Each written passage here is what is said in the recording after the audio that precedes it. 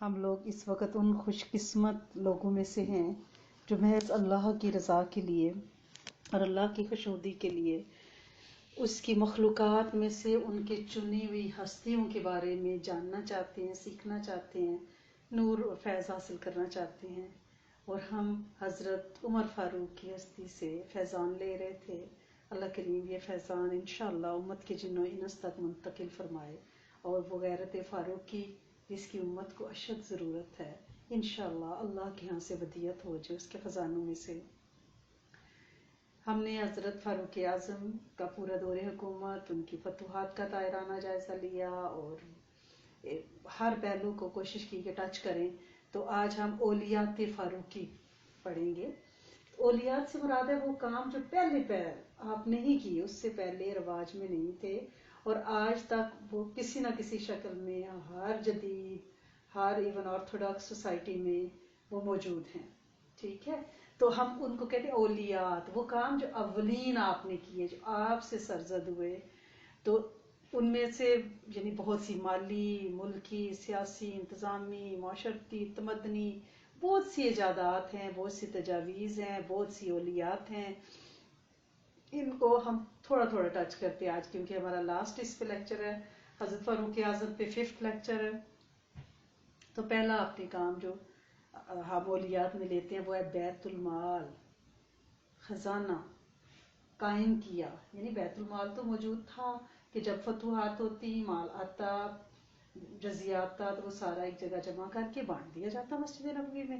آپ نے باقاعدہ مال کو جمع کر کے رکھنا اور پھر اس میں سے اکارڈنگ ٹو بجٹ مختلف ملکی معاملات پہ اس کو خرچ کرنا اور مختص کرنا، یہ اس سے پہلے نہیں تھا کیونکہ فتوحات اتنی ہوئی، مال اتنا جمع ہوا، بہت زیادہ بانٹا گیا۔ آپ کو بتایا تھا نا کہ کیسے اس کا شاہ فارس کا جو کارپیٹ ہے اور اس کو کیسے کاٹ کاٹ کے اس کے ٹکڑے بانٹے گئے، اور ایک ایک چھوٹے سے چھوٹا جو کوئی نکما سا بھی ٹکڑا تھا وہ 30-40 ہزار درہم میں بکا۔ تو اس طرح بانٹا گیا، لیکن پھر بھی مال اتنا زیادہ تھا اور آپ اتنے دانشمند خلیفہ تھے، آپ کو یہ اندازہ ہو گیا تھا کہ جب ملک کی سرحدیں پھیلتی ہیں تو پھر ملک کے مسائل بھی پھیلتے ہیں، اور ان کے سلوشن کے لیے، کیونکہ جب سرحدیں دور دور ہوں گی تو پھر فوج بھی رکھنی پڑیں گی، ان کو تنخواہیں بھی دینی پڑیں گی، پھر ذمیوں کے بھی حقوق کا خیال رکھنا پڑے گا، پھر لوگوں کے اسکالرشپ بھی لگانے پڑیں گے، تو اکاؤنٹ میں ایک پیسہ ہونا چاہیے۔ تو آپ نے باقاعدہ بیت المال یعنی خزانے کو پہلی بار، آج دیکھیں ہر ملک میں ہوتا ہے نا کہ یہ قومی خزانہ ہے ہمارا، پھر بجٹ پیش ہوتا ہے، پھر اس پہ سے پیسہ لے کے خرچ کیا جاتا ہے مختلف مدوں پہ۔ تو سب سے پہلے بیت المال یا خزانہ جو ہے وہ حضرت عمر فاروق رضی اللہ تعالیٰ عنہ نے قائم کیا۔ پھر آپ نے ہجری سن کا آغاز کیا۔ اس سے پہلے کیا تھا، نبوت سے کاؤنٹنگ ہوتی تھی کہ جیسے آپ 40 سال کی عمر میں آپ کو نبوت ملی تو وہ 1st نبوی، 2nd نبوی، 3rd نبوی، جو ہم نے مکی حالات پڑھتے ہیں تو وہ نبوت سے ہی پڑھتے ہیں، نبوی سالوں سے۔ پھر جب آپ نے ہجرت کی تو اس کے بعد آپ کے دور حکومت میں بھی، جب نبی کریم صلی اللہ علیہ وسلم حیات تھے، حضرت ابوبکر صدیق کے دور میں بھی نبوی سے، نبوت سے ہی سال گنے جاتے تھے، کیلنڈر بنایا جاتا تھا، لیکن آپ نے ہجرت سے کیلنڈر کو شروع کیا۔ آج تک جو ہجری کیلنڈر ہے ہمارے پاس اس وقت 1441، وہ سارے کا سارا یعنی 1441 سال سے جو کیلنڈر جاری و ساری ہے وہ حضرت عمر فاروق نے اس کا آغاز کیا تھا۔ یعنی سن ہجری کا جو آغاز اور کیلنڈر ہے وہ حضرت عمر فاروق کے دور میں آیا ہے۔ پھر آپ نے اپنے لیے امیر المومنین کا لقب پہلی بار اختیار کیا، یعنی پہلے خلیفۃ الرسول مختلف نام دیے جاتے تھے، آپ نے فرمایا کہ مجھے امیر المومنین، مومنوں کا امیر کہا جائے، یہ لقب اختیار کیا، اور بعد میں یہ لقب چلتا رہا تھرو آؤٹ۔ ٹھیک ہے نا، یعنی یہ اموی دور میں بھی ہمیں ملتا ہے، عباسی دور میں بھی ملتا ہے، عثمان خلافت میں بھی ملتا ہے، یعنی دیر تک، لیکن اس کا آغاز کس نے کیا تھا، حضرت عمر فاروق نے۔ پھر آپ نے فوج کے لیے ایک علیحدہ ڈپارٹمنٹ بنایا، آرمی کا ڈپارٹمنٹ، بالکل علیحدہ آرمی کا اکاؤنٹ، بجٹ، ان کا ریٹرن، سارا حساب کتاب فوجیوں کا، ان کا فنڈز، ان کے اوپر بجٹ خرچ کرنا، ان کے گھوڑوں کا خرچہ، ان کی تنخواہوں کا خرچہ، ان کی پینشن، وظائف، سب کچھ اسی میں تھے۔ پھر آپ نے مالی دفتر ایک الگ بنایا، یعنی ایک فوج کا ہے، ایک عام عوام کا مالی دفتر ہے، یعنی پوری اکنامک پالیسیز طے کی جا رہی ہیں۔ پھر آپ اس سے پہلے رضاکاروں کی، والنٹیئرز کی پیز نہیں ہوتی تھیں، تنخواہیں نہیں ہوتی تھیں۔ پہلی دفعہ آپ نے یہ سلسلہ شروع کیا کہ جو رضاکار ہیں، جب کہیں جنگ ہوتی تو اعلان کر دیا جاتا کہ بھئی لشکر اس وقت روم کی طرف جا رہا ہے، فارس کی طرف جا رہا ہے، تو لوگ خود کو والنٹیئر کرتے، رضاکارانہ طور پہ شامل ہوتے، ان کو مال غنیمت میں حصہ دیا جاتا۔ آپ نے پہلی بار باقاعدہ ان کو تنخواہ پہ رکھا، کیونکہ مال غنیمت جو ہے پھر اس کو بیت المال میں جمع کیا جاتا تھا، اور رضاکاروں کو بھی اور فوجیوں کو بھی باقاعدہ تنخواہیں ان کی سروسز کے بدلے میں دی جاتی تھی۔ اور پھر آپ نے پہلی دفعہ پورے ملک کو، جتنی آبادی فتح ہو چکی تھی، آپ نے اس ساروں کو میئرمنٹ کیا۔ پہلی دفعہ جو پیمائش ہوئی ہے ملک کی، وہ آپ نے کروائی ہے۔ پھر سینسس، مردم شماری بھی پہلی بار، بندوں کو گننا، کتنی آبادی، کتنے بچے، کتنے جوان، کتنے بوڑھے، کس عمر کے لوگ ہیں، یہ سارا تحریری دفتر جو مردم شماری ہے وہ پہلی بار حضرت عمر فاروق نے کرائی ہے۔ پھر اس سے پہلے نہریں باقاعدہ نہیں کھدوائی جاتی تھیں، آپ نے اپنے دور میں کینال سسٹم اس کو آرگنائز کیا ایریگیشن کے لیے، اور نہریں باقاعدہ نئے سرے سے کھدوائی ہیں، شہر بھی نئے آباد کیے ہیں۔ کوفہ آپ نے آباد کروایا تھا، بصرہ، جزیرہ، قسطاط جو اب قاہرہ ہے، یہ آپ نے بہت سے شہر نئے سرے سے، یعنی جنگل ہے وہاں پہ آپ نے شہر، جیسے آپ دیکھتے ہیں کہ یہاں پہ کہ کوئی بلڈر جو ہے وہ بستی بناتا ہے، اس کے ساتھ پھر مال بنتا ہے، اس کے بعد آفیسز بنتے ہیں یا ہاسپٹل بنتا ہے، بالکل اسی طرح آپ نے شہر پہلی بار حضرت عمر فاروق نے بنوائے ہیں، نئے شہر۔ پھر آپ نے جو غیر ملکی تاجر تھے ان کو امپورٹ کرنے کی اجازت دی، وہ آئیں اپنا سامان لے کے آئیں، یہاں کا سامان خرید کے ایکسپورٹ کریں، اپنا امپورٹ کریں، یعنی حربی تاجروں کو آپ نے اجازت دی۔ پھر پہلی بار آپ نے درہ کا استعمال کیا، اس سے پہلے درہ ہمیں نظر نہیں آتا، آپ ہاتھ میں اپنے ایک رسے کے ساتھ چمڑے کا ایک پیس آگے بندھا ہوتا تھا، آپ نے پہلی بار درے کا استعمال کیا سزا دینے کے لیے۔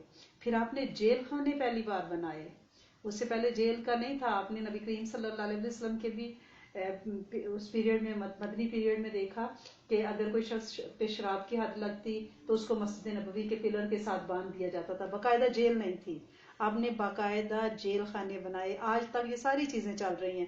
پولیس کا ڈپارٹمنٹ آپ نے انٹروڈیوس کرایا، پہلی بار پولیس کا محکمہ بنایا۔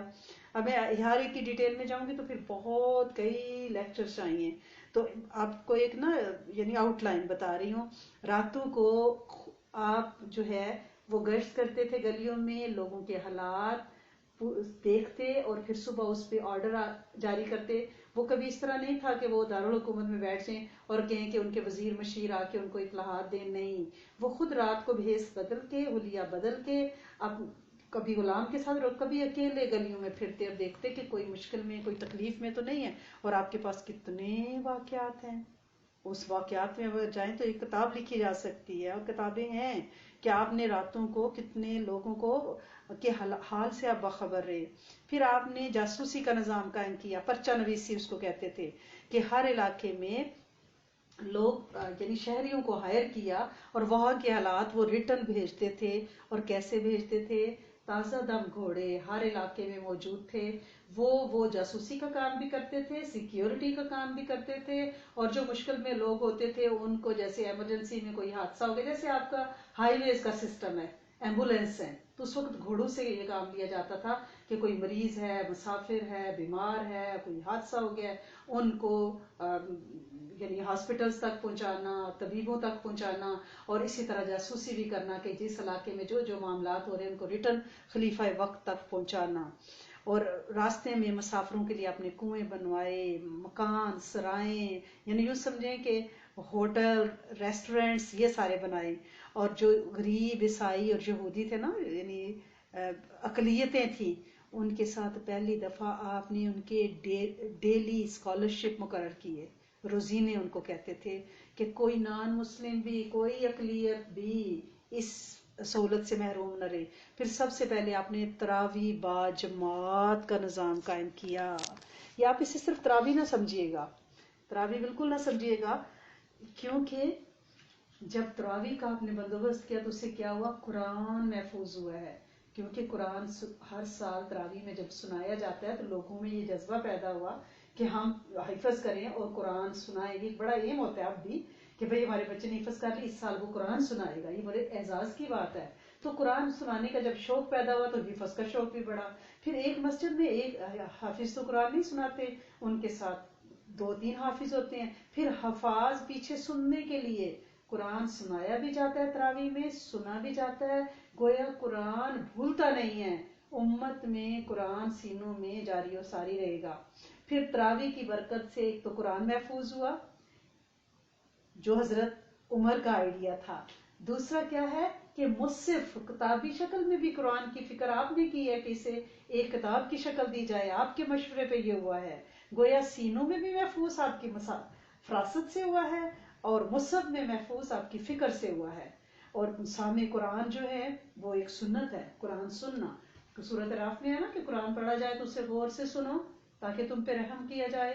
تو کتنے ہزاروں لوگ لاکھوں مسجدوں میں رمضان میں تراویح سنتے ہیں. تو نبی کریم صلی اللہ علیہ وسلم نے حضرت جبرائیل علیہ السلام کے ساتھ جو دورہ قرآن کیا ہر رمضان میں اور آخری رمضان میں 2 بار کیا. تو گویا اس سنت کا سامع قرآن ہونے کا اجر ملتا ہے، یہ سنت زندہ رہتی ہے. مساجد کو آباد ہوتی ہیں رمضان کے مہینے میں، سوشیبلٹی بڑھتی ہے، مسلمان ایک دوسرے کے دکھ درد سے آگاہ ہوتے ہیں. پورا سال جن لوگوں سے ہم نہیں ملتے تراویح میں ہم مل لیتے ہیں. تو یہ حضرت عمر فاروق کا ایک بہت بڑا کارنامہ ہے. اور آپ نے وہاں پہ قندیل جلانے کا بھی رواج قائم کیا، جو آپ کو شینڈلی مساجد میں نظر آتے ہیں، روشن بابرکت پر نور مساجد، یہ حضرت عمر فاروق نے شروع کی ہیں. اور یہ وہ ہستی ہیں کہ پورا مہینہ تراویح شروع کروائی، پڑھی جاتی، قرآن سنا جاتا. عید الفطر میں لوگ عید منا رہے ہیں تو خلیفہ کے گھر سے رونے کی آواز آ رہی ہے کہ پتہ نہیں میرے روزے قبول بھی ہوئے ہیں کہ نہیں. یہ اعمال ہمیں چاہیے کہ ہم سب کچھ کریں بھی اور ڈریں بھی، کہ کبھی بھی تفاخر ہم میں نہ آ جائے، کیونکہ تفاخر جو ہے نا وہ لے ڈوبے گا. عاجزی، ہر وقت عاجزی بندے کے اندر ہے، اور یہ خلیفہ وقت میں ہمیں بدرجہ عطم ملتی ہے. اس کے علاوہ آپ نے جو تجارتی گھوڑے تھے نا ان پر زکوٰۃ مقرر کی کہ بھائی کوئی بندہ بزنس کے لیے 100 گھوڑے پال لیتا ہے، 20 گھوڑے پال لیتا ہے، اور پھر سال گزر گیا ہے، وہ کہہ رہا ہے اگلے سال ریٹ بڑھیں گے تو یا بڑے ہو جائیں گے تو بیچوں گا، یا ان کو ٹرین کر لوں تو بیچوں گا. تو سال گزر گیا تو اب اسے ان پہ زکوٰۃ دینی پڑے گی، اس سے پہلے گھوڑوں پہ زکوٰۃ نہیں تھی. ٹھیک ہے نا. اس کے علاوہ کیا تھا، نماز جنازہ میں 4 تکبیروں کا آپ نے استعمال. آپ جو نماز جنازہ پڑھتے ہیں تو 4 تکبیریں پڑھتے ہیں نا، آپ سب لوگوں کو پتا ہے. ثنا پڑھتے ہیں، اللہ اکبر پہلی تکبیر، پھر ثنا پڑھی، پھر اللہ اکبر دوسری تکبیر، دعا پڑھی، پھر اللہ اکبر تیسری تکبیر، درود پڑھا، پھر اللہ اکبر چوتھی تکبیر اور سلام پھیرا. یہ حضرت عمر فاروق نے 4 تکبیروں کا جو اجماع ہے نا وہ آپ نے کیا ہے. ٹھیک ہے. اور خود کیسے رہتے تھے؟ سادہ غذا. یہاں تک کہ جب ان کے پاس کوئی امبیسیڈر، کوئی قاصد، کوئی وفود آتے تو وزیر اعظم کے ساتھ ایز اے مہمان ان کو عشائیہ، جیسے آج کے دور میں آپ کہتے ہیں ڈنر دیا جاتا تو وہ راضی نہیں ہوتے تھے، خوش نہیں ہوتے تھے، انہیں بڑی تکلیف ہوتی تھی کیونکہ انہیں اس طرح کے کھانے کھانے کی عادت نہیں تھی. وہ ایسی سادی غذا دال اور سوکھی روٹی میں ڈبو کے یہ کون کھائے گا. اور لباس بھی آپ کا بہت سادہ ہوتا تھا، اور کپڑوں پہ تو اکثر پیمند لگے ہوتے تھے. بعض اوقات کپڑے کی قمیض ہوتی ہے اور چمڑے کا اوپر پیمند لگا لیتے تھے. اور ایک مرتبہ آپ دیر تک گھر میں رہے، جب باہر نہیں نکلے تو لوگوں نے کو خیال آیا کتنی دیر ہوگی. بعد میں پتہ چلا کہ ایک ہی قمیض اور دھوتی تھی، اس کو دھو کے سوکھنے ڈالا ہوا تھا، وہ سوکھی ہے تو پہن کے باہر نکلے ہیں. یہ خلیفہ وقت ہیں. ہم سمجھتے ہیں جوڑے پہننے سے ہمیں عزتیں مل جائیں گی، برانڈیڈ چیزیں پہننے سے ہمیں تمغے لگ جائیں گے. یہ عزتوں اور ذلتوں کے فیصلے عرش سے ہوتے ہیں. یہ کپڑوں، سوٹوں، جیولری، گھروں، گاڑیوں، برانڈیڈ سے کبھی نہیں ہوتے. ہم اپنا اکاؤنٹ کیوں درست نہیں کرتے؟ ہم سیرہ کو صرف صحابہ کو اس لیے نہ پڑھیں کہ ہمیں ان کے بارے میں اتنا علم ہے. علم ہونا اور بات ہے، عمل ہونا ضروری ہے. علم تو نان مسلمز کے پاس بھی بہت ہے، انہوں نے ان کی آیات پہ ریسرچ کی ہوئی ہے، پیپرز لکھے ہوئے ہیں، بکس لکھی ہوئی ہیں. علم نہیں، عمل چاہیے. اور وہ عمل کیا ہے؟ سادگی. سادگی کہ لگے ہی نہ کہ ہم سمجھتے ہیں کہ ہماری بڑی ٹور بن جائے گی اگر ہم بڑے سج سنور کے نکلیں گے. تو میں نے آپ سے کہا تھا نا کہ یہ عزتیں جو دی جاتی ہیں وَتَعِزُّ مَن تَشَاءُ وَتَذِلُّ مَن تَشَاء کے اصول کے تحت عرش سے نازل ہوتی ہیں.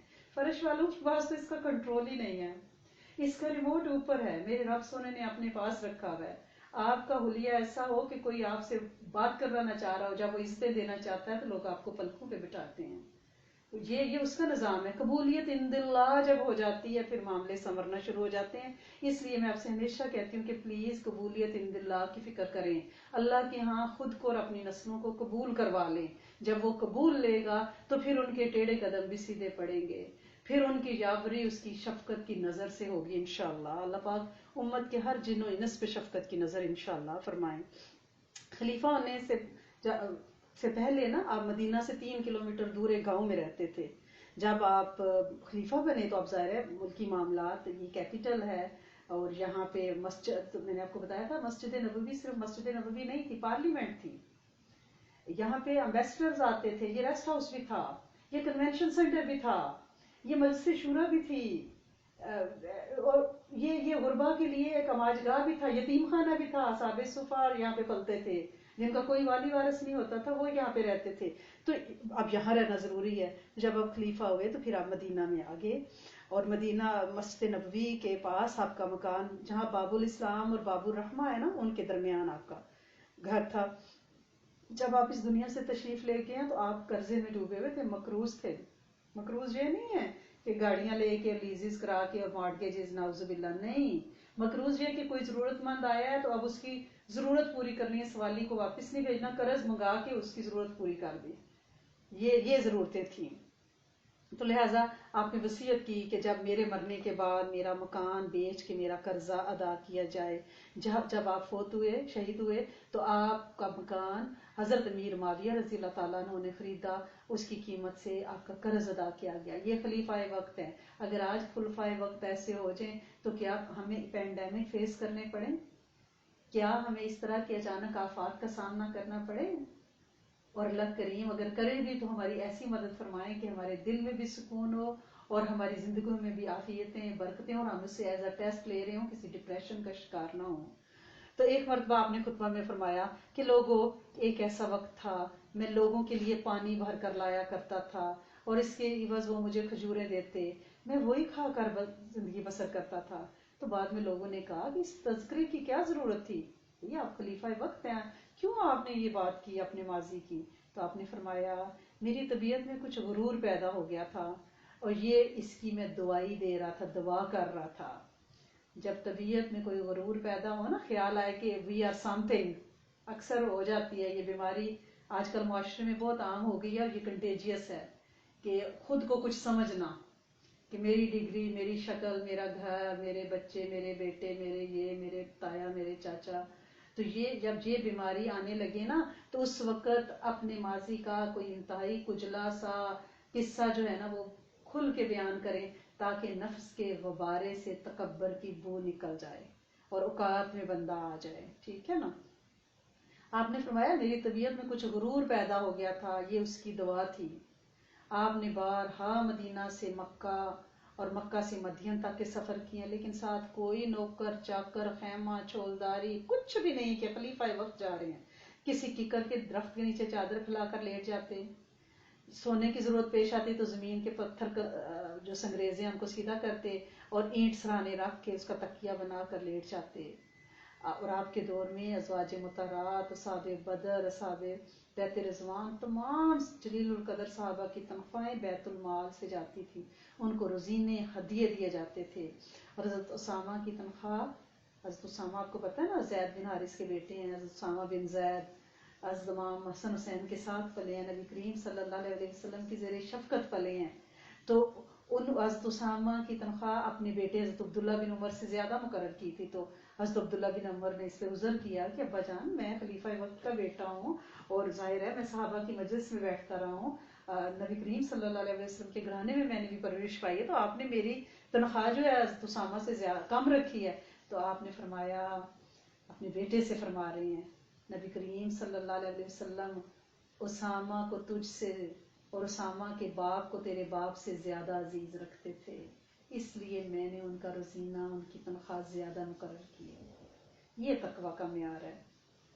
اور آپ کے جو مشیر ہوتے تھے، آپ کے ساتھ علماء، بزرگ، نومر بھی آپ کی محفل میں ہوتے تھے، اور علم کی اور عالم کی آپ بہت قدر کرتے تھے، اور آپ کی نگاہیں تو اتنی جور شناس تھی نا، مردم شناس، ہر شخص کی خوبیوں کو بڑی جلدی سلیکٹ کر لیتے تھے، ہائی لائٹ ہو جاتی تھی ان کے سامنے، یعنی ہوتا ہے نا پاپ اپ ہو جانا، وہ ہو جاتی تھی. وہ کسی کی نماز، روزے، تصویر سے دھوکے نہیں کھاتے تھے، بلکہ آپ کو پتا تھا کہ اس بندے کا اندر کیا ہے، اس میں امور سلطنت انجام دینے کی کتنی صلاحیتیں ہیں.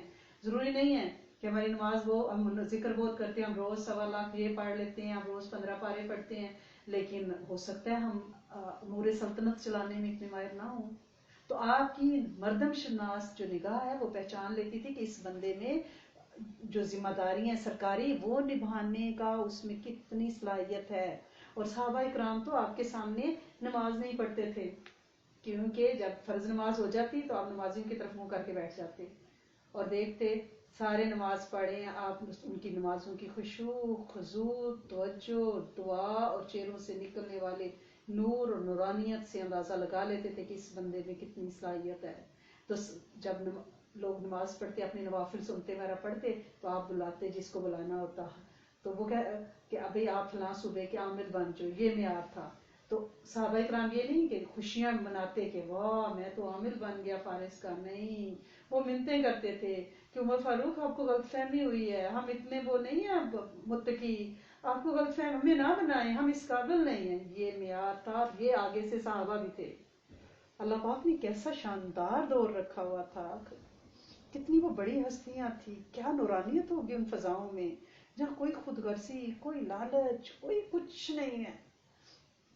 تو آپ کے 10 سالہ دور خلافت میں سینکڑوں بڑی بڑی جنگیں ہوئی ہیں، عراق، شام، فلسطین، مصر، خراساں، یہ سارے ممالک.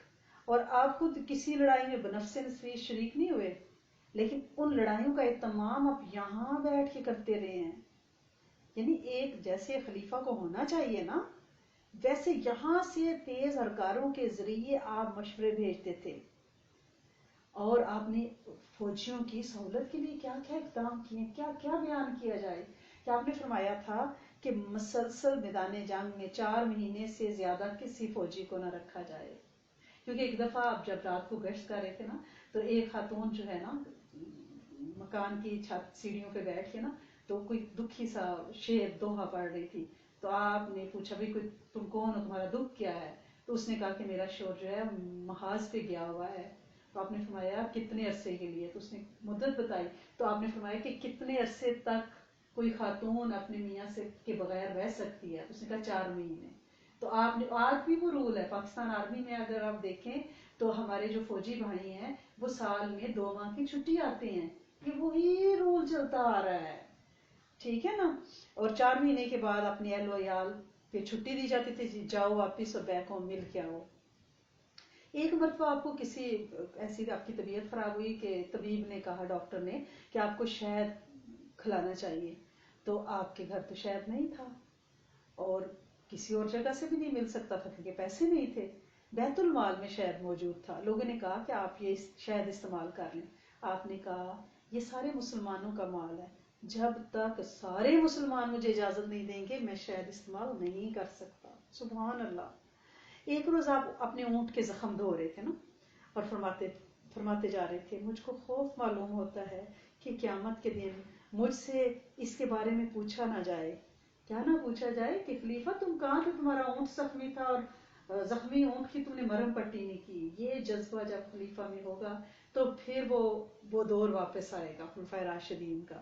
آپ ایک روز حضرت سلیمان فارسی سے آپ نے پوچھا کہ میں بادشاہ ہوں یا خلیفہ؟ حضرت سلیمان فارسی نے فرمایا اگر آپ کسی مسلمان سے 1 درہم یا اس سے بھی کم و بیش وصول کر کے بے جا خرچ کریں تو آپ بادشاہ ہیں، یعنی لوگوں سے ٹیکس لیں اور اپنی ذات پہ فضول خرچیاں کریں، ورنہ آپ خلیفہ ہیں. ٹھیک ہے نا.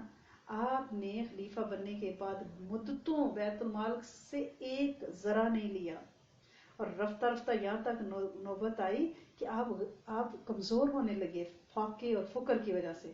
تب صحابہ اکرام مسجد نبوی میں جمع ہوئے اور ان سے آپ نے مشورہ کیا کہ میں تو کام میں اتنا مشغول رہتا ہوں کہ مجھے تو اپنے لیے کمانے کی فرصت نہیں ملتی اور فاقے آ گئے ہیں میرے گھر بار والوں کے اور میرے لیے، میری صحت خراب ہو رہی ہے، کیونکہ جب اب بندہ کھائے گا نہیں تو چلے گا کیسے؟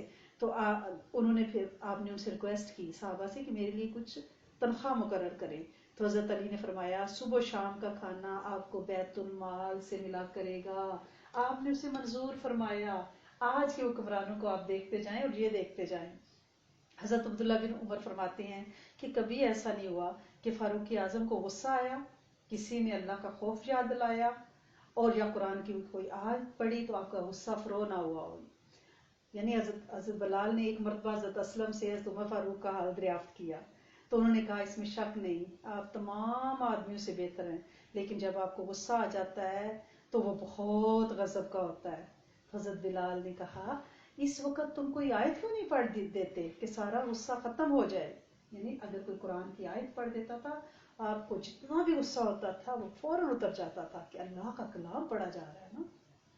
حضرت عبداللہ بن عمر فرماتے ہیں کہ فاروق اعظم نے ایک حصہ فوج پر یعنی ساریہ نامی ایک سپہ سالار کو بنایا تھا، اور ایک روز آپ خطبہ دے رہے تھے، جمعے کا خطبہ ہے، مسجد نبوی میں ہے. حضرت ساریہ ایک فوج کے ساتھ سپہ سالار بن کے دور لڑ رہے ہیں میدان جنگ میں کہ آپ نے خطبے کے دوران فرمایا اے ساریہ پہاڑ کی طرف جا، 3 دفعہ فرمایا. چند روز تقریباً 1 ماہ کے بعد اس جنگی میدان سے ایک ایمچی آیا اور اس نے جنگ کے حال سنائے کہ ہمیں شکست ہونے جا رہی تھی. ہم نے کسی شخص کی یہ آواز 3 بار سنی، ساریہ پہاڑ کی طرف جا. چنانچہ ہم نے پہاڑ کا رخ کیا، اللہ تعالیٰ نے ہمارے دشمنوں کو شکست دی. جس روز خطبہ میں فاروق اعظم نے یہ الفاظ فرمائے تھے نا، اس روز لوگوں نے کہا آپ نے ساریہ کو پکارا تھا، وہ نہاوند میں جنگ میں مشغول تھے. یعنی اللہ کریم نے آپ کی قلب کی آنکھیں کھولی ہوئی تھی. تو آپ نے فرمایا ہاں میں نے ایسا نظارہ دیکھا تھا کہ مسلمان جنگ میں مصروف ہیں اور پہاڑ کی طرف متوجہ ہونا ان کے لیے فائدہ مند ہے. تو بے ساختہ میری زبان سے یہ الفاظ نکلے کہ ساریہ پہاڑ کی طرف جاؤ. ایک مرتبہ حضرت عبد الرحمن بن عوف نے فاروق اعظم سے کہا کہ لوگ آپ سے بہت ڈرتے ہیں، آپ کی طرف نگاہ اٹھا کر نہیں دیکھ سکتے، نہ آپ کے سامنے لب ہلا سکتے ہیں. فاروق اعظم نے فرمایا واللہ جس قدر یہ لوگ مجھ سے ڈرتے ہیں اس سے کہیں زیادہ میں اپنے رب سے ڈرتا ہوں. اور آپ نے جو صوبوں میں گورنر اور عامل بنائے ہوئے تھے نا، حج کے موقع پر ہر سال حکم تھا ان کو کہ وہ سارے آئیں حج میں، اور لوگوں کو جو ان کے بارے میں شکایت ہے وہ وہاں خلیفہ وقت کے سامنے کھڑے ہو کر کریں اور اسی وقت ان کی گوشمالی کی جائے گی. ایک مرتبہ آپ ممبر پہ کھڑے تھے اور آپ نے کوئی مہر کی بات کی کہ زیادہ عورتوں کے مہر مقرر نہ کیے جائیں نا. تو ایک عورت کھڑی ہو گئی اور اس خاتون نے کہا کہ عمر آپ کون ہوتے عورتوں کے مہر باندھنے والے؟ اللہ کے رسول صلی اللہ علیہ وسلم نے حسب اوقات مہر مقرر کیا اور قرآن کہتا ہے کہ ان کے مہر خوشی سے دو. تو آپ نے ہمارے مہر، آپ نے فوراً یعنی اس نے جب غلط بتایا تو آپ نے فوراً اپنی توثیق کر لی اور اپنی غلطی تسلیم کی کہ یہ عورت صحیح کہہ رہی ہے. یعنی آج کل کے جبہ پوش جو نفس پرور مولوی ہیں ہمارے جیسے نعوذ باللہ، تو وہ اپنے قول کو صحیح ثابت کرنے کے لیے تعویلیں ڈھونڈ ڈھونڈ کے لاتے ہیں، حدیثیں ڈھونڈ ڈھونڈ کے لاتے ہیں، روایتیں نکال. لیکن آپ نے کہا ہاں یہ صحیح کہتی ہے، قرآن میں ہے کہ اپنی بیویوں کے جو مہر ہیں وہ خوشی سے دو اور اوقات کے مطابق جتنا کسی کا افورڈیبلٹی ہے اتنے دو. تو میں کون ہوتا ہوں ان کے مہر مقرر کرنے والا؟ یہ عورت صحیح کہہ رہی ہے. اور کوئی خلیفہ ہوتا ہے تو کہتا کہ اس کی یہ جرت کہ بھری مجلس میں ایک عورت کھڑی ہو کے مجھے ٹوک رہی ہے، لیکن آپ نے اسے قبول کیا.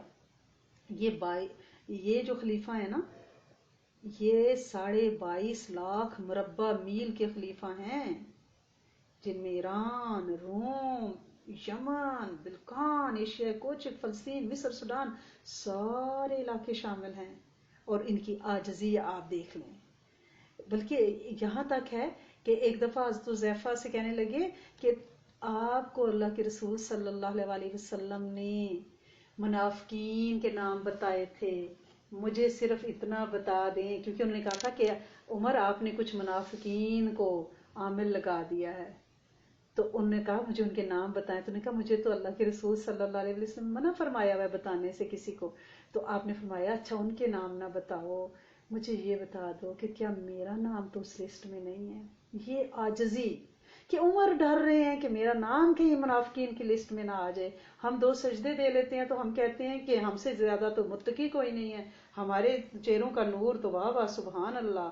اور ہمیں یہ ہوتا ہے کہ لوگ ہماری عزتیں کریں, ہمیں مرتبے دیں, ہمیں لاڈیاں کریں, ہمیں چومیں. یہ دیکھیں فکر ہے آخرت کی کہ اللہ کے یہاں پتہ نہیں ہمارا کیا مقام ہے, پتہ نہیں اس کے دربار میں ہمارا بنے گا کیا. پیشی کا خوف جو کہ ہم میں مٹتا جا رہا ہے. ہم سمجھتے ہیں کہ ہم نے یہاں 2 تسبیحیں کر لیں تو ہم شاید کسی اللہ کے یہاں, اللہ کرے مقام پہ فائز ہو جائیں, لیکن اس کی رحمت سے ہوں گے, تسبیحوں سے نہیں ہوں گے. ہماری تسبیحوں میں کوئی جان نہیں ہے, اس میں تو 100 ریاض, 100 ملاوٹیں, 100 رکاوٹیں. اللہ کریم ہمیں معاف کریں اور بے ریا عاجزی والی عبادت انشاءاللہ عطا فرما دے. تو آپ نے فرمایا کہ عمر کا نام تو اس میں نہیں ہے, یعنی یہ سچویشن ہے جو حضرت عمر فاروق کا دور ہے نا, ابو بکر صدیق کا, یہ 2 دور تقریباً 13 ساڑھے 12 13 سالہ دور ہے. یہ یعنی خلفائے راشدین کا اول دور کہلاتا ہے. یہ بیسٹ آف دا بیسٹ ہے, یعنی یہ نصف اول جو ہے نا خلافت راشدہ کا, یہ رسول صلی اللہ علیہ وسلم کے دور سے بالکل مماثلت رکھتا ہے. آگے جو نصف آخر آئے گا نا, حضرت عثمان غنی, حضرت علی کا, حضرت امام حسن کا دور, یہ نصف آخر ہے. اس میں پھر مسائل دوسرے کھڑے ہونے شروع ہوئے, دنیا داری بڑھتی جانے لگی. ناٹ دا خلفاء, میں ان کی بات نہیں کر رہی, عوام کی بات کر رہی ہوں, نعوذ باللہ. یہ 4 خلفاء, 5 حضرت امام حسن سمیت اور جتنے صحابہ ہیں وہ ہمارے سروں کے تاج, ہماری آنکھوں کے تارے, ہماری اوقات نہیں, ہم ان کے جوتیوں کی خاک بھی نہیں ہے. اور یہ وہ ہستیاں ہیں جنہوں نے نبی کریم صلی اللہ علیہ وسلم کو دیکھا ہے, اور نبی کریم صلی اللہ علیہ وسلم نے رب کا دیدار کیا ہوا ہے. تو ہماری تو کوئی اوقات ہی نہیں ہے نا. تو بہرحال یہ جو نصف اول دور ہے, اس میں ایک ایک عمل بہترین ہے, اور وہی آج تک الحمدللہ رب العالمین جاری و ساری بھی ہیں. ہمیں فیڈ بیک آیا تھا ایک دعا کا, میں آپ سے وہ شیئر کرنا چاہ رہی تھی. ہماری ایک سسٹر کا میسج تھا کہ انہوں نے ہم نے ایک دعا بتائی تھی, مسنون دعا ہے, اور ہمارے شیخ نے بھی اس کو بتایا, اور ماشاءاللہ سے 1500 سال سے پڑھی جا رہی ہے. ہمارے پیارے حبیب حضرت محمد صلی اللہ علیہ وسلم کی زبان اقدس سے, پھر صحابہ کی زبان قدوس سے وہ نکلی ہے, پھر تابعین, تبع تابعین, اللہ کے کتب, غوث, ولی, درویش, سب نے اس دعا کو پڑھا, فیض پایا, اور جس نے جتنا پڑھا اس کو اتنی تاثیر ملی. لیکن آج کے گئے گزرے دور میں بھی اگر اس دعا کو ہم توجہ سے پڑھ لیتے ہیں تو فیض تو ملتا ہے نا. 7 دفعہ ہم اس کو صبح شام پڑھتے ہیں, الحمدللہ رب العالمین. دعا لوگوں کو آتی ہے, لیکن اس کی ایک تھوڑی ڈیفرنٹ تاثیر پائی تھی ہماری ایک دوست نے, انہوں نے ہمیں فیڈ بیک دیا. تو میں نے سوچا میں آپ سے شیئر کروں کہ آپ اس مسئلے میں بھی اس دعا کو پڑھیں, کیونکہ وہ اس کے ترجمے میں ہی سارا کچھ ہے. وہ ہم پہ کھلتی دیر سے ہیں دعائیں, دعاؤں کے اندر ایک دنیا اور کائنات آباد ہے. جیسے اللہم اعوذ بکا من جہد البلا و درک الشقا و سوء القضاء و شماتت الاعداء. کہ اس کا ترجمے کا مفہوم کیا ہے کہ اللہ کریم ہمیں بچائیں کس سے, سخت مشقت سے. جہد البلا کیا ہوتا ہے, سخت مشقت, اور درک الشقا کیا ہے, بدبختی سے. سوء القضاء برا فیصلہ, بری تقدیر, اور شماتت الاعداء جس سے ہمارے دشمن خوش ہوں, کہ ہم تکلیف میں ہوں, بدبختی میں پھنسے ہوں تو ہمارے دشمن خوش ہوں, ہمیں ایسے حالات سے بچانا. تو یہ خوبصورت دعا ہے ہر طرح کی اچانک کی پریشانیوں, بیماریوں, جادو ٹونے کے لیے. لیکن ہماری اس فرینڈ نے بتایا اس دعا کو میں نے صبح و شام 7 بار انتہائی توجہ, عاجزی اور گڑگڑاہٹ سے اپنے قرضے اترنے کے لیے پڑھا کہ اللہ کریم یہ بھی تو بلا کی مشقت ہے, یہ بھی تو بدبختی یا قرضوں میں پھنس جانا, یہ بھی تو تقدیر کے برے فیصلے ہیں, یہ بھی تو وہ فیصلے ہیں جس میں ہمارا دشمن ہنستا ہے کہ پھنسی ہوئی ہے نا. تو اللہ کریم مجھے بچائیں, میں تیری چھتری میں آنا چاہتی ہوں, تیری پناہ میں آنا چاہتی ہوں. تو اس دعا کی یہ تاثیر بھی انہوں نے پائی, اور انہوں نے کہا ہے کہ آپ اس کو 7 دفعہ جو سب پڑھتے ہیں, اگر کسی پہ قرض ہے تو اس نیت سے بھی اس کو پڑھیں. انشاءاللہ یہ جادو ٹونے اور بدبختیوں سے تو بچاتی ہی ہے, بیماریوں سے, لیکن اس میں قرض سے نجات کے لیے بھی بہت زیادہ ہے. گویا جب قرض اترے گا تو اس کا مطلب ہے یہ برکتیں دینے والی دعا ہے. ہمارے اعمال میں یہ 7 دفعہ صبح شام الحمدللہ رب العالمین ہے. اب ہم کوشش کریں گے کہ ہم اور لجاہت قلبی سے انشاءاللہ اس کو پڑھیں. اللہ کریم ہم سب سے इस अमल को और इस बैठने को कबूल करे। पिछले दिनों हमारी किड्स की गालबन क्लास थी, तो उसमें हमने कनेडियन जो सर्व्स है ये रेवेन्यू कनाडा इन दिनों जो पैंडेमिक में बच्चों और पेरेंट्स को जो जॉब करते थे और अब वो नहीं कर रहे, तो उनको 2000 दिया जा रहा है पे चेक। तो हमारे प्राइम मिनिस्टर को अल्लाह पाक उन्हें ईमान की दौलत अता फरमाएं और उनके वक्त और ईमान को इंशाल्लाह बढ़ाएं और उनकी नस्लों में भी कलमा जारी और सारी फरमाएं। तो उन्होंने ये सिलसिला शुरू किया था ताकि पैंडेमिक में जिन लोगों की जॉब्स खत्म हुई हैं उनको कोई मुश्किल पेश ना आए, मुआशी मसाइल ना आए। तो उसके लिए हम बात कर रहे थे बच्चों से, और मैं बच्चों को ये कह रही थी कि आप बच्चे अगर किसी से अपनी कोई किताब, कोई क्रेयॉन, कोई टॉय अगर बारो करते हैं तो आप उन्हें रिटर्न ज़रूर करें, क्योंकि जो चीज़ हमने बारो की है वो हमें वापस करनी है। और जैसे आप बड़े होंगे, आप पढ़ेंगे, तो आप यूनिवर्सिटी जाएंगे, आप ओसैप लेंगे, बर्सरीज लेंगे, कोई किसी भी किस्म की रेवेन्यू कनाडा से कोई भी एड लेंगे, तो जब आप जॉब पे लगे तो आप वो लोन जो है रिटर्न ज़रूर करना, और कभी भी हराम रिस्क अपने रिस्क में शामिल ना होने देना, वरना बदबख्तियाँ और बुरी तकदीरें आपका पीछा करने लग जाएंगी और आपकी नेकियां भी कबूलियत की राह में, नेकियों की कबूलियत की राह में भी वो बुराई रुकावट हो जाएगी, रिस्क हराम, दुआ की कबूलियत भी रुक जाएगी।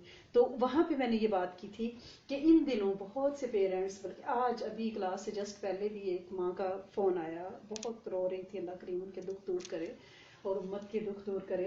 वो कह रही थी कि जब से ये एड मिलनी शुरू हुई है, ये सर्व 2000 जो गवर्नमेंट दे रही है इस कोरोना वायरस के वो पीरियड में, तो हमारा बच्चा घर आने ही छोड़ गया है। अक्सर माओ ने ये कहा कि वो उनको 2000 मिल रहा है, वो जो हैं वो आराम से रातों को बाहर हैं, दोस्तों के साथ फिर रहे हैं, नशा कर रहे हैं, यानी काफ़ी शॉप्स में घूम रहे हैं। इससे एक तो उनकी नशे की लत बढ़ गई, फिर उसने गाड़ी खरीद ली, गाड़ी का एक्सीडेंट हो गया, उसकी इंश्योरेंस खत्म हो गई, फिर उसने बच्चा अगर रात को 3 बजे घर आता है तो 4 बजे दोबारा गायब हो जाता है। अपने कमरे में बंद रहना, ये बहुत सी माओं ने मुझे बदकिस्मती से कहा है हमारे ब्राउन घरों में, क्योंकि ये पैसा हलाल क्यों नहीं है। हाँ, अगर आप जॉब करते थे और आपकी जॉब छूट गई है तो ये उन लोगों के लिए है कि पिछले साल इस महीने में, जून में, जुलाई में आपने इतना अर्न किया, अब आपके पास नहीं है, आप अप्लाई करते हैं, या अभी आपकी जॉब खत्म हो गई है, भाई आप कंटिन्यूस जॉब कर रहे थे। ये उन बच्चों ने अप्लाई किया, उन माओ ने अप्लाई किया जिन्होंने कभी जॉब की नहीं। हाई स्कूल का बच्चा, उसने कभी जॉब नहीं की और वो कह रहा है मुझे भी 2000 दें, तो अब उसको 2000 जब नेट वर्थ कैश मिलेगी तो उसने तो याशी करनी है ना, वो फिर माँ बाप की कहाँ सुनेगा। तो मैं उस दिन ये कह रही थी कि अगर आप जॉब करते रहे हैं तो आप ये मनी जो है वो डिजर्व करते हैं। अगर आपने जॉब नहीं की, आप हाउस वाइफ हैं या आपका बच्चा हाई स्कूल में पढ़ता है, तो वो इसको अप्लाई नहीं कर सकता, उसकी शराइत में ही वो पूरा नहीं उतरता, तो गवर्नमेंट उसके पीछे आएगी और इंटरेस्ट के साथ वापस लेगी, और उन्होंने लेना शुरू कर दिया है, उन्होंने फाइल्स खोल दी हैं।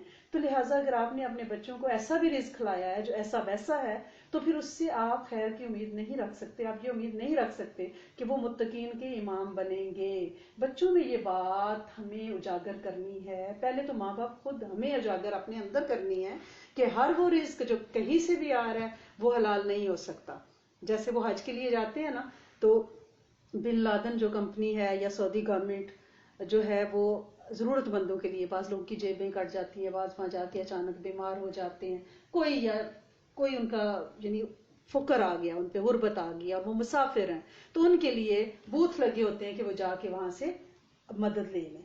तो आप जो अच्छे खासे खाते पोते हैं वो भी लाइन में लग जाते हैं जाके, तो आपको पता है ना कि वो सदका और ज़कात का माल होता है, वो ऐसे नहीं खाया। हर वो माल जो बगैर मेहनत और बगैर आपकी लेजिटमेंट हाजत और ज़रूरत के आप तक पहुंचे, या आप किसी धांधली से गलत फॉर्म फिल करके लें, वो हलाल और तैयब नहीं है। और उसका आपके वजूद में जाना, वो छत की सूरत में हो, वो खुराक की सूरत में हो, वो खैर ला ही नहीं सकता, वो खैर ला ही नहीं सकता। इसलिए मेरी आप सब लोगों से रिक्वेस्ट है कि ऐसी कोई एप्लीकेशन कि आप डिजर्व नहीं करते और आप रेवेन्यू कनाडा से कुछ झूठ झड़ले मार के आप एड ले रहे हैं, तो ये रिस्क हलाल नहीं है।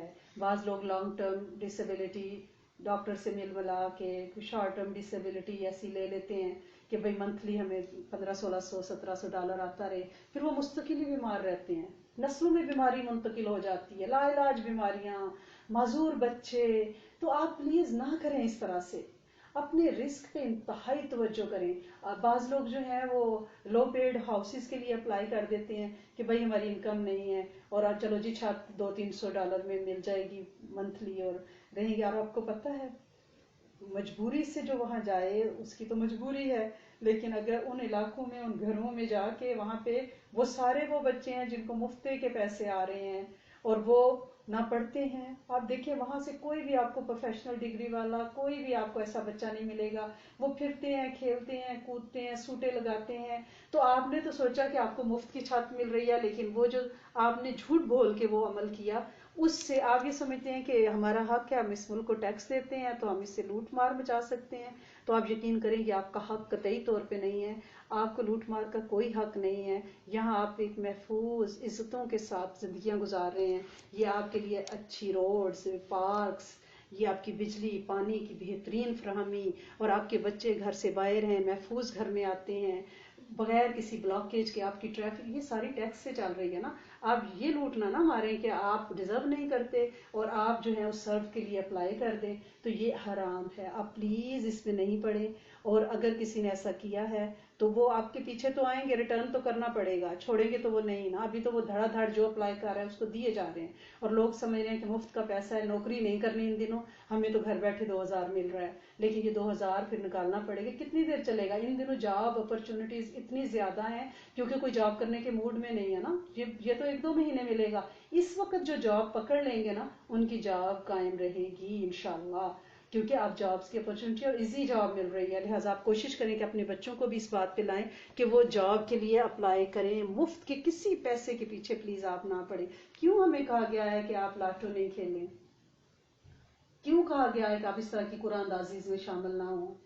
اس لیے کہ ہر وہ مال جو بغیر محنت کے آئے گا وہ بے برکتی لے کے آئے گا. وہ حلال اور طیب مسلمانوں کے لیے ہے ہی نہیں ہے.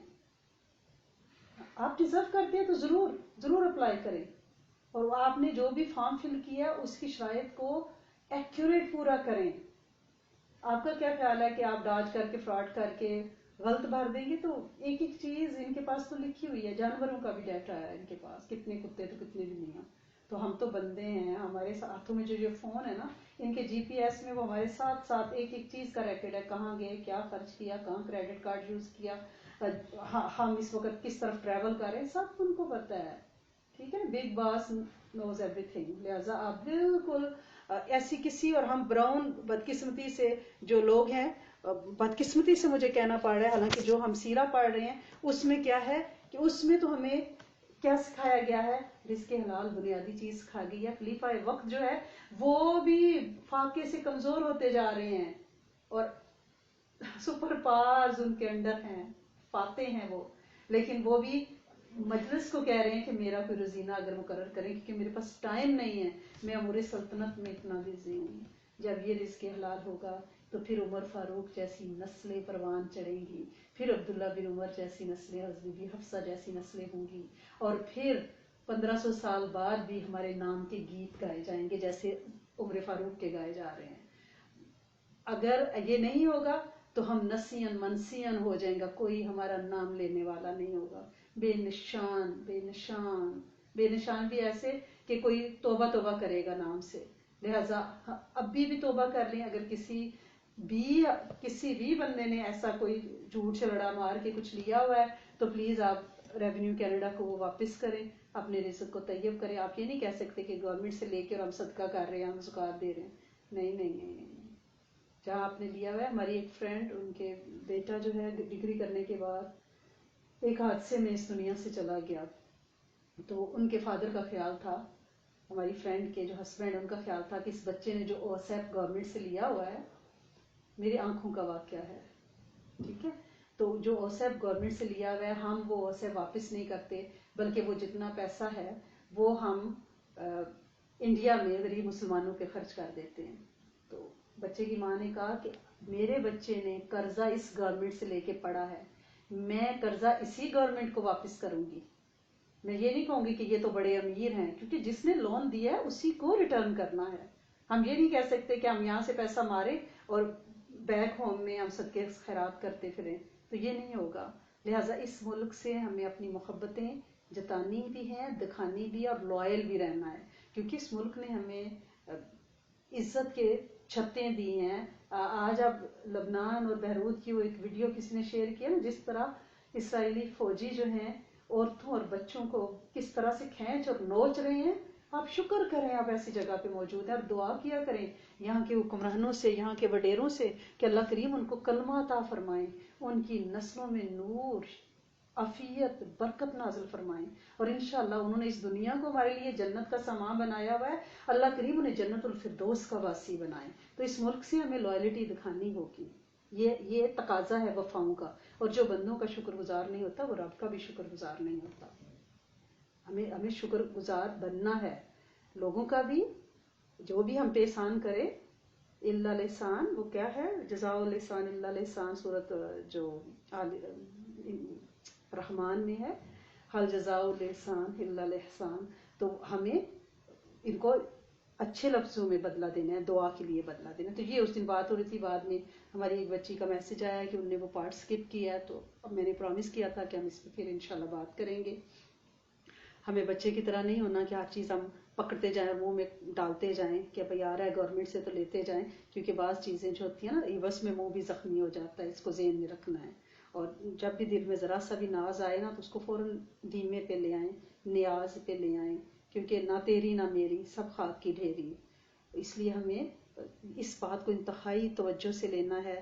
اور ہر مٹنے والی چیزوں سے ہم نے محبت نہیں کرنی. پیسہ مٹنے والا ہے نا، ہم نے اس سے محبت کی. ہم نہ مٹنے والی ہستی اللہ عز و جل سے محبت کریں، ٹھیک ہے نا.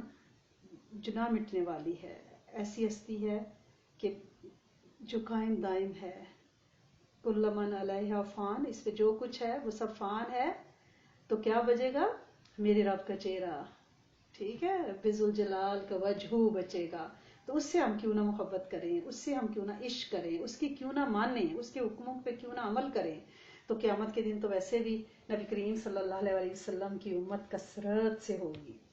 ٹوٹل 120 صفحے ہوں گی، لائنیں ہوں گی. آپ سوچیں وہ لائنیں کتنی بڑی ہوں گی انسانوں کی. 120 ہوں گی، ان میں سے 40 صفحے جو ہے نا 40 وہ ساری امتوں کی ہوں گی 40. باقی 80 جو لائنیں ہیں وہ نبی کریم صلی اللہ علیہ وسلم کی امت کی ہوں گی. اور ہر کوئی خواہش کرے گا کہ میں اس امت میں سے ہوں. تو لہٰذا دعا کریں کہ یہ جو جس دیس میں ہم سانس لے رہے ہیں یہ اس امت میں ہوں، کلمے والی نسبت ان کو مل جائے. اور ہم بھی اس پہ شکر کریں کہ ہمیں کلمہ ملا ہوا ہے، اس پہ ہزاروں بار شکر کریں. ٹھیک ہے، نبی تو معصوم ہیں، اللہ پاک نے ان سے ہر طرح کے شرور کو نکال کے پاک کیا ہوا ہے. ٹھیک ہے، وہ معصوم ہیں. صحابہ مغفور ہیں، اگر یعنی ان کی توبہ قبول، اگر ان سے کوئی غلطی تکوینی امور کے تحت اللہ پاک کرواتے ہیں تو تاکہ آئندہ امتیوں کے لیے قوانین بن سکیں تو پھر ان کی توبہ قبول ہو جاتی ہے تو وہ مغفور ہے. لیکن ہم جو ہیں ہمیں ہر وقت توبہ کرنی ہے، خیر و شر سے ہمیں لڑنا ہے. دل تو چاہے گا مفت کا مال آ رہا ہے کیوں نہ اپلائی کریں، فلاں نے بھی لے لیا، فلاں ہماری سہیلی نے بھی لے لیا، فلاں نے لیا گاڑی لے لی، فلاں نے لیا یہ کر دیا، تو ہم کیوں نہ لے لیں. لیکن جو ڈیزرو کرتے ہیں، رولز پہ پورے اترتے ہیں، کنڈیشنل شرائط کو پورا کرتے ہیں، وہی لیں گے. اور ویسے بھی دیکھیں میرے نبی کا جو فقر ہے نا اور مسکنت وہ اختیاری تھی، آپ نے سلیکٹ کی تھی. آپ کو احد کے پہاڑوں کے برابر سونے دیے گئے، اللہ کے ہاں سے آفرز، آپ نے فرمایا نہیں، آپ نے فقر کو لیا ہے، فقر. تو یہ عام کا نظام نہیں ہے، یہ خواص کا نظام ہے. میرے نبی سے زیادہ خاص کون ہوگا؟ تو لہٰذا اگر کوئی مالی تنگی آ گئی ہے نا تو اسے نبی کا فقر اور مسکنت سمجھ کے اس پہ فخر کریں اور اسے خواص کے حلقے میں خود کو شامل کریں، خود کو یہ تسلی دیں کہ اللہ کریم تیرا کروڑوں بار شکر ہے، تیرا کروڑوں بار شکر ہے. جب آپ میں مسکنت آئے گی نا، عاجزی آئے گی، تو پھر بات بنے گی. وہ ہے نا پھلاں دا تو اتر بنا، اتر دا پھر کٹ دریا، دریا وچ پھر رج کے نہا، مچھلیاں وانگو تاریاں لا، پھر بھی تیری بو نہیں مکنی، پہلے اپنی میں مکا، پہلے اپنی ایگو میں اکڑ کو ختم کرنا پڑے گا. جب اکڑ ختم ہو جائے گی نا اس کے بعد پھر میرے رب کی رحمت آئے گی. لیکن وہ اکڑ کیسے ختم ہوگی کہ ہماری ہر دعا ایسے ہو جیسے صبح پھانسی چڑھنے والا مجرم ہے نا، آخری اس کی رات ہے کال کوٹڑی میں، اور وہ رات کیسے گزارے گا. ہم اپنی ہر رات اسی طرح گزاریں جیسے کال کوٹری میں پھانسی کا سزا یافتہ اپنی زندگی کی آخری رات گزارتا ہے، اور وہ کتنا گڑ گڑا کے اللہ سے مانگتا ہوگا، کتنا گڑ گڑائے گا۔ لہٰذا اس طرح سے اللہ پاک سے مانگنا ہے، اس طرح سے دعا کرنی ہے، اس طرح سے عاجزی دکھانی ہے، اپنے رزق کو طیب رکھنا ہے، دعاؤں کا اہتمام کرنا ہے۔ اور جو آج دعا ہم نے بتائی، اللہم انی اعوذ بک من جہد البلاء ودرک الشقاء وسوء القضاء وشماتۃ الاعداء، کہ اللہ سونے مجھے سخت مشقت سے بھی بچا، بدبختی سے بھی، برے فیصلوں سے بھی، دشمن کے خوش ہونے سے بھی۔ اس کو توجہ سے پڑھیں، اللہ کریم مالی برکت بھی عطا فرمائیں گے اور اپنی رضائیں بھی عطا فرمائیں گے۔ مایوس نہیں ہونا، فکر نہیں کرنی، ذکر کرنا ہے توجہ کے ساتھ انشاءاللہ۔ اللہ کریم آپ سب لوگوں کے حامی و ناصر ہوں، شاد آباد رکھیں، راضی ہو جائیں، اور آپ کی دعاؤں کو انشاءاللہ اپنی ہاں خاص الخاص قبول۔ اللہم انی اسألک و اتوجہ الیک بنبینا محمد صلی اللہ علیہ وآلہ وسلم، نبی رحمتی یا محمد انی اتوجہ بک الی ربک ان تقضی حاجاتی۔ اللہم لک الحمد کما انت اہلہ، فصلی علی سیدنا محمد کما انت اہلہ، وافعل بنا کما انت اہلہ، فإنک انت اہل التقوی واہل المغفرہ۔ اللہم اغفر للمؤمنین والمؤمنات والمسلمین والمسلمات، اللہم اغفر لحینا ومیتنا وشاہدنا وغائبنا وصغیرنا وکبیرنا وذکرنا وانثانا، یا اول الاولین یا آخر الآخرین یا ذی القوۃ المتین یا ارحم المساکین یا ارحم الراحمین۔ اے میرے کریم مالک، اے میرے سونے آقا، اس بولنے کہنے سننے میں کوئی غلطی حد ادب ہو گئی ہو تو معاف فرما دیں، دانستہ نادانستہ گناہوں پہ پکڑ نہ فرمائیں۔ اللہ کریم ہمیں معاف فرمائیں، ہمارے بڑوں کو، ہمارے آنے والی نسلوں کو، پوری امت کے جن و انس کو معاف فرما دیں، راضی ہو جائیں، اپنی رضائیں عطا فرما دیں۔ اللہ کریم قرب قیامت ہے، اللہ کریم مسائل اللہ کریم اجدوں کی طرح اللہ کریم نسلوں کی طرف دوڑ رہے ہیں۔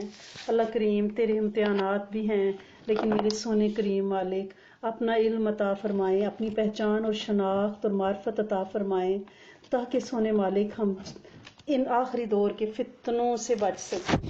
اللہ کریم ان فتنوں سے تیری پناہ چاہتے ہیں۔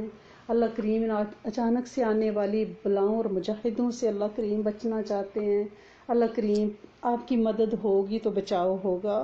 اللہ سونے اپنی مدد کو ہماری طرف متوجہ فرمائیں۔ اللہ کریم ایز امت ہمارے گناہ معاف فرما دیں۔ اللہ کریم ہماری غلطیوں کو معاف فرما دیں، ہمارے طیب رزق کو قبول فرمائیں اور اس میں اضافہ فرمائیں، اور حرام رزق سے نسلوں کو بچائیں۔ اے میرے کریم مالک، اے میرے سونے آقا، وہ ساری خیریں عطا فرمائیں جو تیرے حبیب صلی اللہ علیہ وسلم نے چاہیں، ان سارے شرور سے پناہ عطا فرمائیں جن سے آپ صلی اللہ علیہ وسلم نے پناہ چاہی۔ اللہ کریم ہر بے روزگار کو بہترین روزگار، ہر بیمار کو عافیت والی مکمل شفا، ہر بے اولاد کو بہترین اولاد، ہر بے زوج کو بہترین جنت کا ساتھی عطا فرمائیں۔ اللہ کریم ہر جادو سیر ٹونے میں پھنسے ہوئے کو عافیتوں والی بہترین شفائیں عطا فرمائیں۔ اللہ کریم تقدیر پہ رضا میں اپنی میں راضی ہونے والا بنائیں۔ اللہ کریم شکوے شکایت کرنے والا نہ بنائیں۔ اللہ کریم قناعت عطا فرمائیں۔ اللہ کریم تھوڑے پہ راضی رہنے والا بنائیں، کیونکہ آج ہم تیرے دیے تھوڑے رزق پہ راضی ہو جائیں گے تو کل تو ہمارے تھوڑے اعمال کو قیامت کے دن قبول کر کے انشاءاللہ ہم سے راضی ہو جائے گا۔ اللہ سنے جنت الفردوس کا باسی بنائیں۔ اللہ کریم دوزخ کی گرمی، اللہ کریم اس کی بھاپ سے بھی بچا لینا۔ اے میرے کریم مالک آخری وقت میں نرمی کا معاملہ کرنا، فضا اور نزا میں سہولت کا معاملہ کرنا۔ اللہ کریم کووڈ سے اللہ کریم بہت لوگ نزا اور فضا میں پھنسے ہیں، اللہ کریم ان پہ رحمت نازل فرمائیں، فضل اور کرم فرمائیں، ہر مسافر کی خیر فرمائیں۔ اللہ کریم ماؤں کے بچوں سے ان کے کلیجے ٹھنڈے رہیں، ان کے دکھ دور فرمائیں۔ اللہ کریم ماؤں کے دکھ دور فرمائیں۔ اللہ کریم ماؤں کی ممتاؤں کو تسکین عطا فرمائیں۔ اللہ کریم ہمارے بچوں کو ہماری آنکھوں کی ٹھنڈک بنائیں، دل کا چین بنائیں۔ اللہ کریم ہماری آنکھ کا کبھی آنسو نہ بنانا۔ اے میرے کریم مالک، اے میرے سونے آقا، پورے عالم اسلام کی خیر، اللہ کریم یمن کی خیر، اللہ کریم سیریا لبنان کی خیر، اللہ کریم مسلمان عورتوں کے آنچل دامن کی خیر، عزت شرم بھرم کی خیر، اللہ کریم انہیں سونی استبداد سے بچائیں میرے کریم مالک، ہمارے پیارے پاکستان کی خیر، کشمیری مسلمانوں کی خیر، انڈیا کے اقلیت مسلمانوں کی خیر، اللہ کریم ہمارے انسانی بھائیوں کی بھی خیر، اللہ کریم ہمارے ایمانی بھائیوں کی بھی خیر، اللہ کریم ہمارے دیش کی حفاظت فرمائیں، اللہ کریم اس کے حکمرانوں، وزیروں، مشیروں، خزانے کی حفاظت، سرحدوں کی حفاظت، ایٹمی نظام کی حفاظت فرمائیں، اے میرے کریم مولا، اے میرے سونے آقا، ہر فرد کی حفاظت فرما دیں، ہر جن و انس کی حفاظت فرما دیں، ہر ایک کو اپنی رحمت کی چھاؤں میں رکھیں، اللہ کریم بن مانگے عطا فرمائیں، بن مانگے عطا فرمائیں، سدا نسلوں کو بے سوال رکھیں، جسمانی روحانی رزق کی فراوانی کے ساتھ، جسمانی روحانی عافیتوں والی شفاؤں کے ساتھ اپنی رحمت کی چادر کے نیچے رکھیں۔ ربنا تقبل منا انک انت السمیع العلیم وتب علینا انک انت التواب الرحیم، نستغفرک ونتوب الیک، سبحان ربک رب العزۃ عما یصفون وسلام علی المرسلین والحمد للہ رب العالمین۔ استغفر اللہ العظیم، استغفر اللہ العظیم، استغفر اللہ العظیم، صلی اللہ علی حبیبہ محمد وازواجہ وامہاتہ وآل بیتہ وعتراتہ اجمعین، جزاکم اللہ الخیر واحسن الجزاء فی الدنیا والآخرات۔ السلام علیکم ورحمۃ اللہ وبرکاتہ ومغفراتہ، فی امان اللہ، فی جوار اللہ۔